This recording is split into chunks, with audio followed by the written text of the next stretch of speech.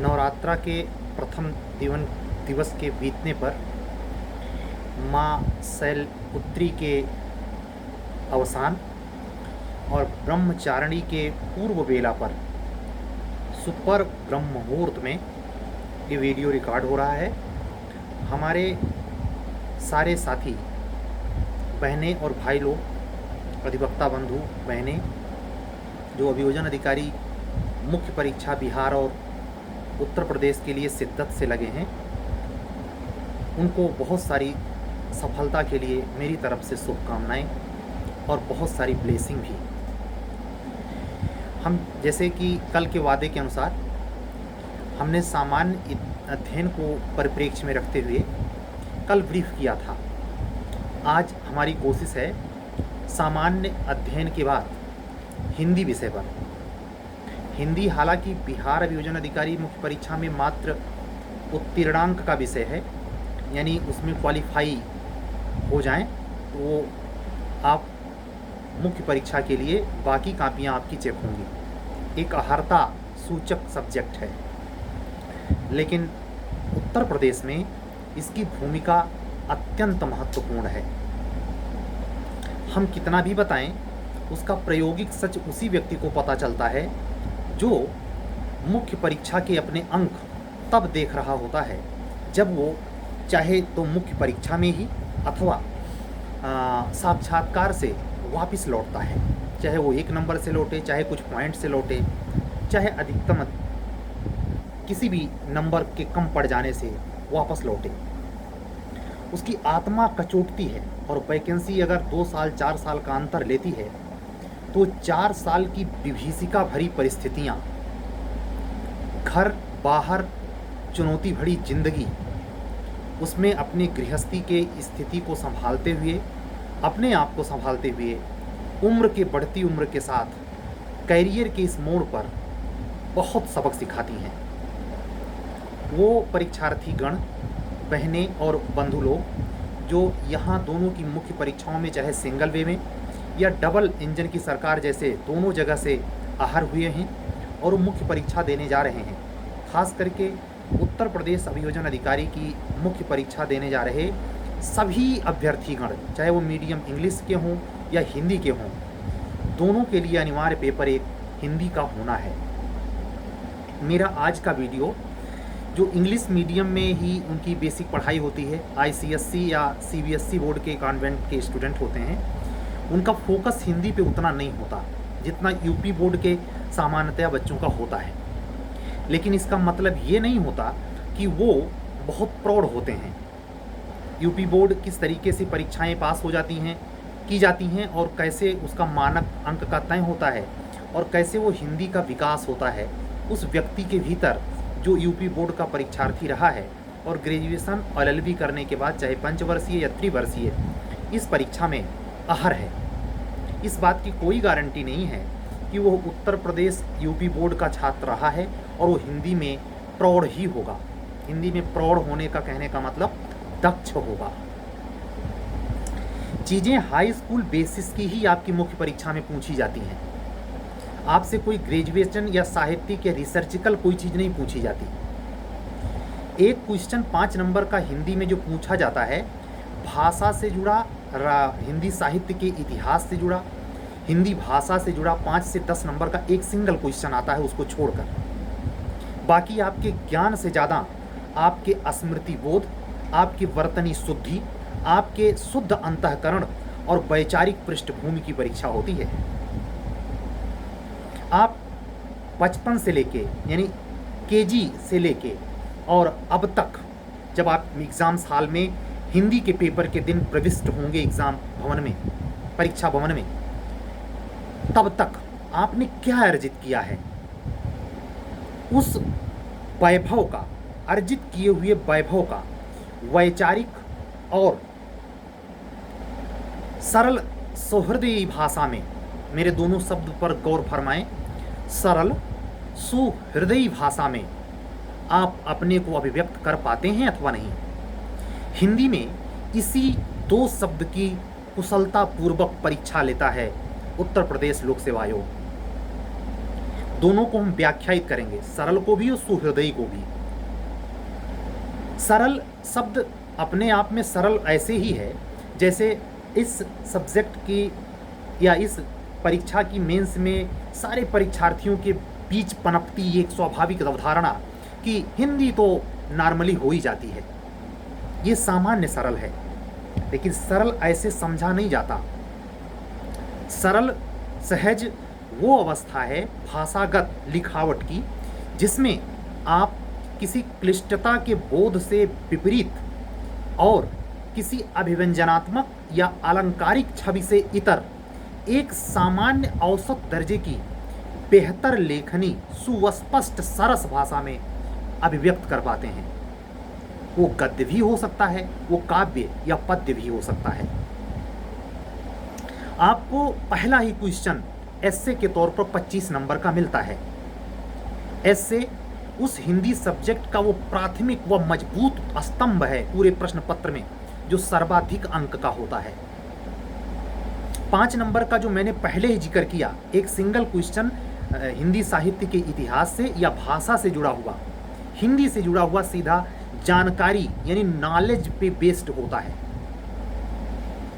जैसे हिंदी भाषा के प्रति संवैधानिक प्रावधान ही पूछ ले तो आर्टिकल 348 किस भाग में है और भारतीय संविधान में भाषा के बारे में, हिंदी भाषा के बारे में कहाँ उल्लेख है, इसके बारे में भाषा आयोग का गठन कब हुआ, एक सिंगल क्वेश्चन आता है 5 नंबर 6 नंबर का। हम आपको आज के पूरे वीडियो में बिंदु से सिंधु की ओर ले चलेंगे। ये बिंदु से सिंधु क्या है?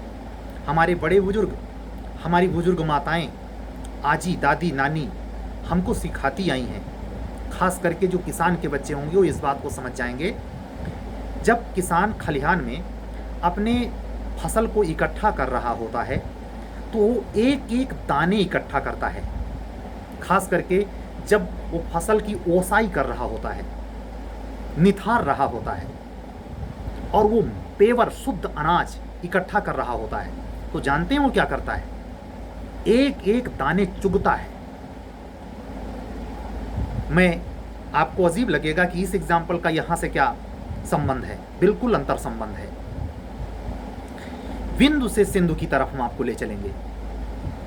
आपकी जो ये लापरवाही है, जैसे ये लापरवाही खोर, जबरदस्त, प्रचंड, प्रकट, प्रचंड और प्रकट दो शब्द है।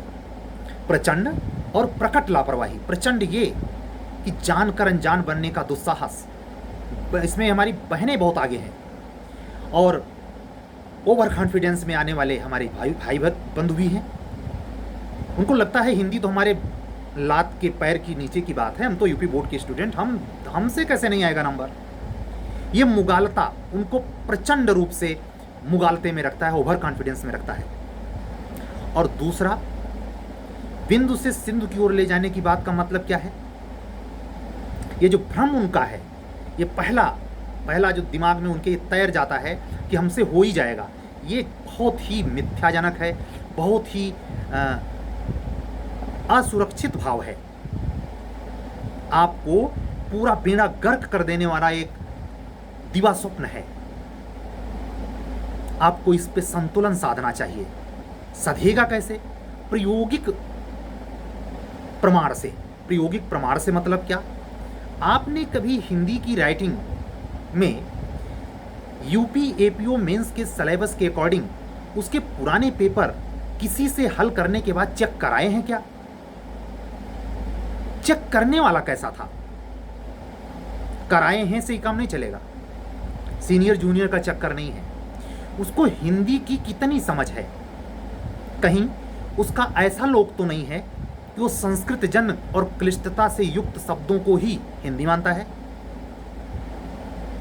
आपके पत्र लेखन की व्यवस्था 5 नंबर की है, कभी कभी 10 नंबर का भी पूछा गया है पत्र लेखन। आखिरी क्वेश्चन, पहला एस्से और आखिरी पत्र लेखन। ये पत्र लेखन भी आपके इसी स्वभाव का परीक्षण है। जब आप एज ए जिला सहायक अभियोजन अधिकारी उत्तर प्रदेश, एज ए राजपत्रित अधिकारी पत्र व्यवहार करेंगे, किससे? पुलिस अधीक्षक से, जिला अधिकारी महोदय से। शहर के जिस शहर में आपकी कचहरी में तैनाती होगी, अचानक इमीडिएट आपको कभी भी एसडीएम, सिटी मजिस्ट्रेट, किसी का बुलावा आ सकता है अपने निजी मसलों के लिए। वो क्रिमिनल भी हो सकता है, सिविल भी हो सकता है।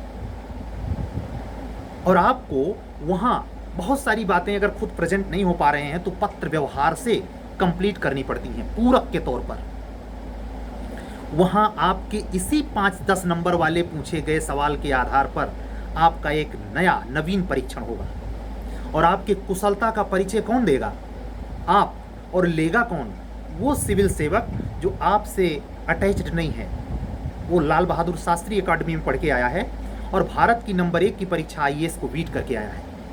उसके सामने एज ए अभियोजन अधिकारी आप अपने उत्तर प्रदेश अभियोजन निदेशालय की गरिमा बढ़ाएंगे या लुटिया डुबोएंगे, ये आपके हिंदी के इसी शब्द विन्यास के व्याख्यायित मस्तिष्कीय क्षमता पर निर्भर करेगा। हिंदी मुचलके वाली भाषा नहीं है, समझौते वाली भाषा नहीं है।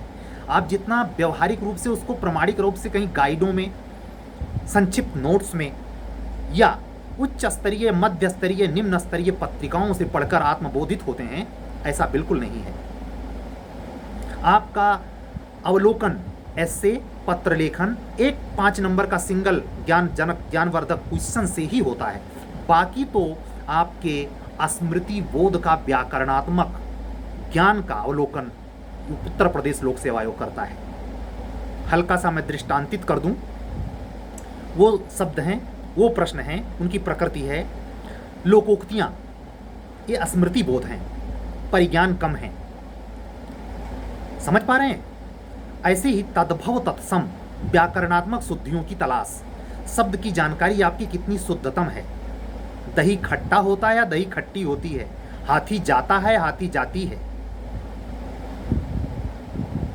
कहीं भी ये निबंध में भी प्रयोग कर सकता है।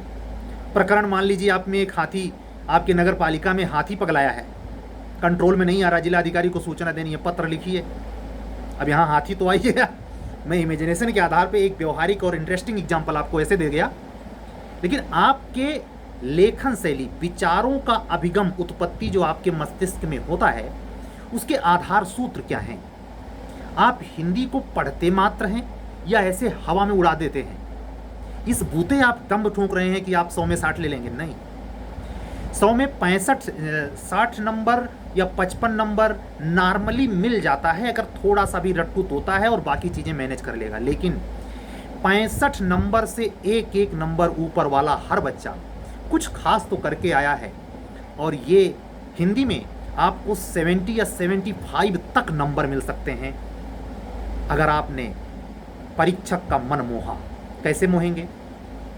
जो शुरुआत में ही बोला, 15 मिनट के इस अभी तक बोले गए मेरे शब्द विन्यास, विचार और ब्रीफ में आपने ये महसूस किया होगा कि आवश्यकता क्या है।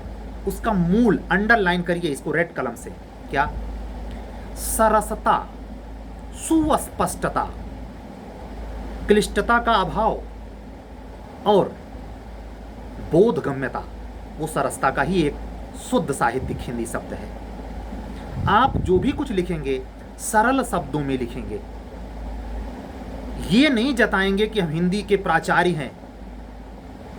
4 लाइन में तो आप पकड़ में आएंगे।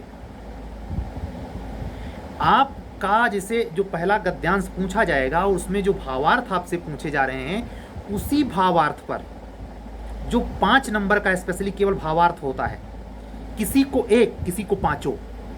ऐसे में किसी को 5, किसी को 20, किसी को 20 के ऊपर भी 2 नंबर चढ़ गया, 22। अब समझ में आएगा धीरे धीरे अभी कि मैं किस बिंदु से सिंधु की बात कर रहा था।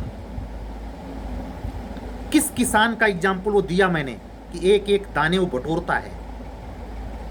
अगर आप एक नंबर चुराने के कलाबाज नहीं हैं तो आप मुख्य परीक्षा ना दें तो ज़्यादा ठीक है। वैसे देते रहें, देने से कौन रोकता है भाई? कमीशन का आप अधिकार देता, फंडामेंटल राइट है। परीक्षा दीजिए। समझ ना पाएंगे कि चयन काहे नहीं हुआ। पागलपन की हद तक, मेरे शब्द फिर से सुनिए, पागलपन के हद तक टॉपिक को बिंदुवार कसते हुए नंबर के पीछे पगलाइए। कैसे पगलाएंगे? जरा इमेजिन कीजिए, आपने एक दफे 5 लाइन भी नहीं लिखा, और जिस मैं भाषागत राष्ट्रीय साहित्य के इतिहास के आधार पर सिंगल 5 नंबर के क्वेश्चन की बात कर रहा हूं, उस पर कोई लड़का अगर 50 बार अभ्यास किया हो तो वो 5 का 5 ले जाएगा कि आप? परसों वाले वीडियो में मैंने एक शब्द प्रयोग किया था व्यंग के तौर पर, आप कमीशन के दामाद लगते हैं क्या? इसलिए अपने को विकसित करने के लिए केवल और केवल एक सूत्र है। जैसे कहते हैं ना कि नाक बंद करके डुबकी लगाओ, वैसे आप लिखने की डुबकी लगाइए और अच्छे से चेक कराइए। इसीलिए मैंने टीचिंग का प्रोस्पेक्ट नहीं रखा। क्या रखा? Test series. और मेरे बोलने के बाद 2 सितंबर के बाद मैंने चेक किया यूट्यूब, 20 संस्थाएं कुकुरमुत्ते वाली। आप लकीर तो खींचिए, पीछे कॉपी करने वाले हैं। परमात्मा का शुक्रगुजार हूं और आपके स्नेह के प्रति आभारी भी हूं। बहुत बहुत आभार प्रकट करता हूं आप सबका जो हमको सुन रहे हैं। आपका अमित प्यार मिल रहा है। हमसे जुड़ने वाला मुख्य परीक्षा का हर वो स्टूडेंट जो अपने आप में एक अभिलेख, शिलालेख जैसा है, उसकी खूबियां हैं। उसके मेंस के जो आंसर राइटिंग में जब मेरे पास आंसर उसके आ रहे हैं तो छवि वर्ण न जाए, लेकिन एकांगी है। कुछ सम है, कुछ विषम है और कुछ सुधारने लायक हैं। जिसकी वर्ण न जाए, उसकी शोभा, उसकी निजता, उसकी मौलिकता हमारा परम कर्तव्य है कि उसको हम बरकरार रखें। हमारा कर्तव्य ही नहीं, धर्म भी है इस पेशे का, क्योंकि वो उसका विशिष्ट तब तक है जब तक उत्तर प्रदेश उच्चतर न्यायिक सेवा में अंतिम रूप से चयनित 2020 की टॉपर मंजुला भालोटिया जैसे कैंडिडेट ने अपना एक भी चीज़ क्या जाहिर किया था जो आप यूट्यूब पर सरेआम देख रहे हैं। उनकी लाइब्रेरी देख रहे हैं, उनके पढ़ने का ढंग देख रहे हैं, उनका स्ट्रगल देख रहे हैं, उनका टाइम टेबल देख रहे हैं, उनकी कलम देख रहे हैं, आप निहार रहे हैं। अगर आप वास्तव में कंपटीशन के प्रति जुनूनी हैं तो, और आपके मन में पूरे दिन भर की दिनचर्या और इधर उधर की बातों के सिवाय अधिकतर आपका अपना लक्ष्य बैकूम की तरह अंदर घूमता रहता है। आप जब बाथरूम में होते हैं तो गाना गुनगुनाने के बजाय आपके अंदर आपका टारगेट घूमता है। आप भीड़ में जब सब्जी भाजी ले रहे होते हैं, सब्जी भाजी लेने वाले के बीच में आपको हिंदी की चिंता सताती है। आपके अंदर एक एक नंबर तद्भव तत्सम गलत ना होने के लिए पिछले 3 दिन में किए गए प्रयास में आपका मस्तिष्क घूम रहा होता है। अगर आप विवाहित हैं तो साथ खड़ी पत्नी जब आपको टोकती है कहाँ खोए हैं, तो आप उसको मुस्कुरा देते हैं, ये नहीं बताते कि तद्भव तत्सम याद कर रहा था। इस हद तक जुनूनी होना चाहिए। अगर नहीं है, कोशिश कीजिए, समय नहीं है। लेकिन एक चीज़ हमेशा ध्यान रखना, मेरा अपने ज़िंदगी का 2018 एपीओ का सबसे बेशकीमती अनुभव मैं आपको दे रहा हूँ। वो जो 17 कैंडिडेट एपीओ बन के उत्तर प्रदेश में सेवा दे रहे हैं, किसी से जाके एक से लेके 17 तक किसी भी कैंडिडेट से, मैं 15 की बात नहीं कर रहा, 15 में चाहे टॉपर हो चाहे लोअर हो, वो पेवर नहीं था, 18 पेवर था, 17 के 17 पेवर हैं। किसी से मिलके देखो तो सही। 40 वर्ष ओबीसी कैंडिडेट होगा तो 45 साल के अनुभवशील, प्रज्ञाशील, मेहनती, स्मृति से लदे हुए लोगों को झुकाया है अंडर 30 वालों ने। जुनून पैदा कीजिए, पागलपन की हद तक गुजर जाइए। आपके नजदीकी आपको सोचें ये कहाँ रहता यार, किसके लिए? आज ये सारी बातें मैं सिर्फ हिंदी के लिए कह रहा हूं। जरा सोचिए, आपने कभी इतना बेहतर ढंग से हिंदी के बारे में सोचा? अब आते हैं बर्तनी की अशुद्धियों और शुद्धियों पर।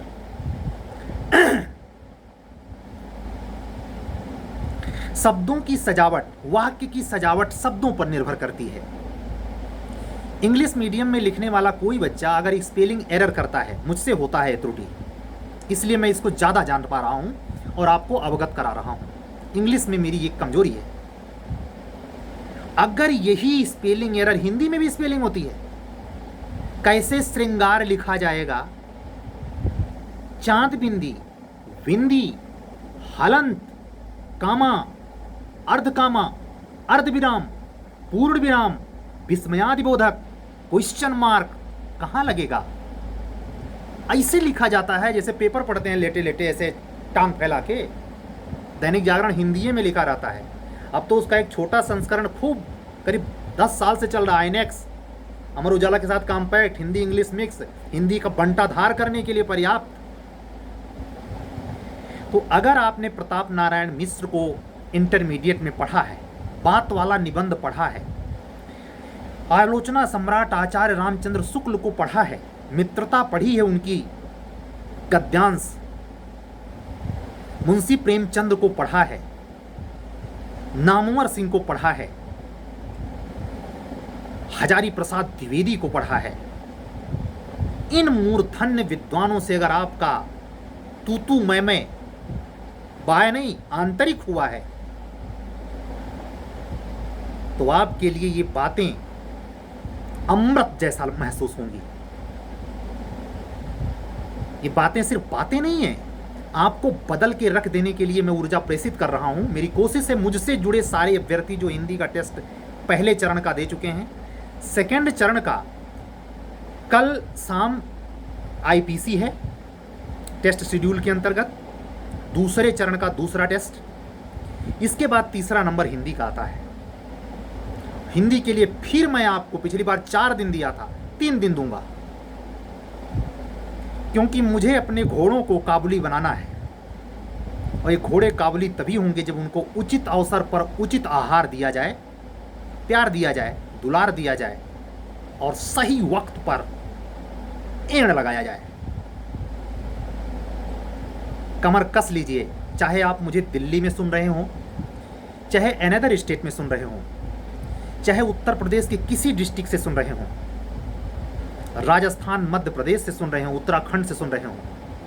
अगर उत्तर प्रदेश अभियोजन अधिकारी में मुख्य परीक्षा के परीक्षार्थी की हैसियत से आप सुन रहे हैं, एक बार जुड़कर नहीं ज़्यादा हिंदी में ही आजमा लीजिए। हो सकता है वो आपको अलौकिक दुनिया का सैर और उत्तर प्रदेश अभियोजन अधिकारी के द्वारा पद प्राप्ति के द्वारा उत्तर प्रदेश सरकार का वेतन भोगी बना दे। अस्तित्व, कोशिश आपकी, श्रम आपका, एकाग्रता आपकी, तन्मयता आपका, संप्रेषण कौशल मेरा, मार्गदर्शन मेरा, प्रेरणा प्रभु की, कृपा प्रभु की, धन्यवाद अस्तित्व का, सब जुटे तो मंगल ही मंगल होगा। जिस समय ये शब्द निकल रहे हैं, मंगलवार लग गया। हनुमान जी की कृपा सब पर रहे। तद्भो तत्सम वाक्य शुद्धि लोकोक्तियां, अरहर की टट्टी गुजराती ताला, अर्थ बताइए, प्रयोग करिए।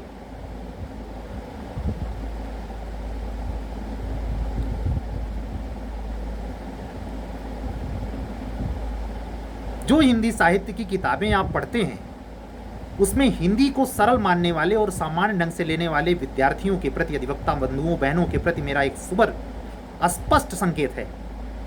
आप अपने पाठ्यक्रम के आधार पर लिखकर नंबर की गुणवत्ता पर प्रशंसापूर्ण भाव में अहंकार से ग्रसित न हो जाएं। मैं आपको वर्गीकृत करता हूं। तात्पर्य, आप वहां मत फूले न समाइए कि सारे तद्भो तत्सम हमने सही कर दिए, सारे पर्यायवाची हमने सही कर दिए, सारी लोकोक्तियां एकदम बिल्कुल सही। ना ना ना ना ना, ठहरिए। आपके नंबर यहां नहीं कटते, ऐसे में कटते हैं, पत्र लेखन में कटते हैं, जो विवेचनात्मक है, विवरणात्मक है, जिसमें विश्लेषणात्मक शैली का अनुप्रयोग है, जिसमें आपके व्यक्तित्व की अभिव्यंजना है, जिसके आपके कुशलता का परीक्षण है, वहां कितने वैशिष्ट से आप लदे हैं, कहां अब तक उम्र में आपने हिंदी को कितना सरस ढंग से ग्राह्य किया है, उसको उड़ेलने का उपयुक्त मंच देता है उत्तर प्रदेश अभियोजन अधिकारी की मुख्य परीक्षा में तथा उत्तर प्रदेश लोक सेवा आयोग द्वारा ही आयोजित समीक्षा अधिकारी, सहायक समीक्षा अधिकारी के प्रश्न पत्र में मुख्य परीक्षा के 100 नंबर के हिंदी के साथ। ये सहायक समीक्षा अधिकारी और समीक्षा अधिकारी होते कौन हैं? जानकारी तो होगी। उत्तर प्रदेश लखनऊ सचिवालय में यूडीए एलडी ऑफिस में बैठने वाले और उत्तर प्रदेश लोक सेवा आयोग, यही जहां से परीक्षा आपका फार्मवा निकलनेगा, मेंस वाला भरवाएगा, वहीं बैठते हैं ये। एक सूत्रीय कार्यक्रम है सरकारी कागजात का, हिंदी में जो लिखा पढ़ा जा रहा है उसके सरकारी, जैसे कार्यालयी प्रपत्र, शासकीय प्रपत्र, संपादक के नाम प्रपत्र, जिलाधिकारी महोदय के नाम पत्र, अपने बड़े भाई के नाम, पिताजी के नाम पत्र, प्रधानाचार्य के नाम पत्र, सब एक जैसा नहीं होता। सबके लिखने के व्याकरणात्मक मूलभूत अंतर हैं। कैसे पता चलेगा? अपने मन मियां मिट्ठू बनने से ना।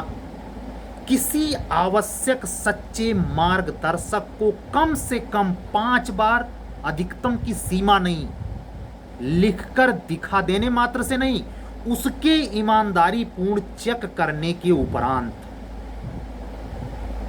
दोनों में से अगर किसी ने भी, गुरु और चेला दोनों ने दांव खेला तो बर्बादी तय है।